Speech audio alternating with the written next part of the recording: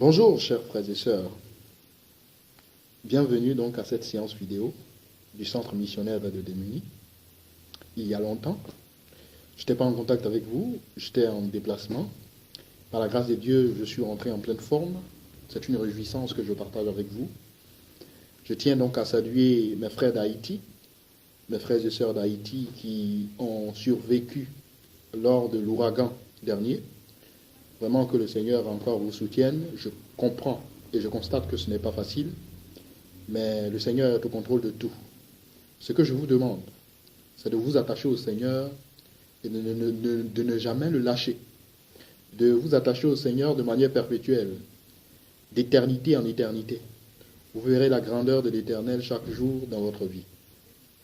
Alors, ce matin, d'abord, pour ceux qui ne me connaissent pas, je suis Urbain Cuya, fondateur d'institutions, fondateur du CEMAD et du SMC. Et je voudrais partager un thème avec vous, et le thème c'est la volonté. Pour aborder une approche définitionnelle de la volonté, pour ce que je sais, c'est que la volonté s'entend du désir que l'on se fait. Je ne vais pas développer comme vous le souhaitez, mais je pense que tout homme, tout être humain est animé de désir. Et le désir, c'est la volonté. Tout être humain est animé d'aspiration. Et l'aspiration, c'est la volonté. La volonté est le précédent de l'action. Comme on le dit en anglais, the will is the previous of the action. Donc, sans volonté, il ne peut y avoir d'action. L'action est le fruit de la volonté. Pour vous dire que si vous n'avez pas la volonté, eh bien, vous ne pouvez pas voir les actions qui se rattachent à cette volonté.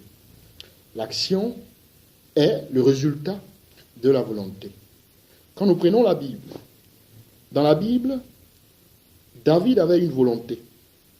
David avait une volonté, n'est-ce pas, de vaincre Goliath. On peut le lire dans 1 Samuel 17, versets 1 à 18, pour le constater.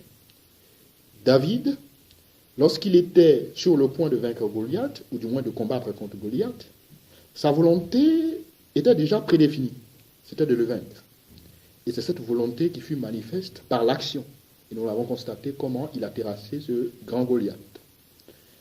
Ensuite, Josué avait une volonté, on peut le lire dans Josué 1, cette volonté de conduire le peuple d'Israël à Canaan. Vous savez, si Josué n'était pas animé de cette volonté, n'est-ce pas, qui a pour source Dieu, eh bien, il n'aurait pas réussi cette mission. C'est parce que tout simplement, il a écouté Dieu et il s'est laissé animer par cette pleine volonté afin de réussir la mission à laquelle il était attaché. Nous avons aussi l'exemple de Jésus dans Jean chapitre 4, verset 34, qui avait une volonté, celle de mourir à la croix, afin de réconcilier ceux qui ont été rendus pécheurs par la désobéissance des premiers hommes, s'agissant d'Adam et Ève, afin de les réconcilier à Dieu.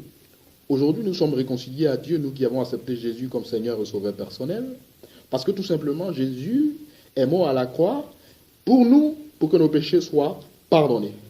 Mais Jésus a réussi sa mission lorsqu'il fut ressuscité. Donc, voici un exemple qui exprime la volonté et l'action qui s'attache à la volonté de Jésus-Christ. Nous aussi, nous sommes interpellés à une pleine volonté.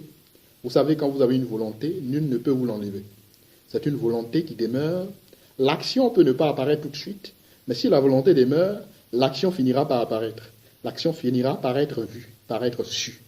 Voilà. Ce qui importe, c'est que la volonté puisse demeurer. C'est que la volonté puisse persister, puisse demeurer dans votre cœur de manière statique pour qu'elle ne disparaisse nullement. On peut le constater. Bob Proctor, l'un des auteurs les plus connus aux États-Unis, et qui a écrit des livres importants. Le titre du livre que je connais, que j'ai fini de lire actuellement, c'est « Vous êtes né riche ». Eh bien, Bob Proctor ne fait que développer comment il existe en nous, n'est-ce pas, une nature de richesse, eh bien, dont les ignorants ne peuvent détecter. Bon, pour dire que Bob Proctor a su qu'il existait en lui une richesse Il fait partie aujourd'hui des meilleurs écrivains et c'est un richissime. Aujourd'hui, Bob Proctor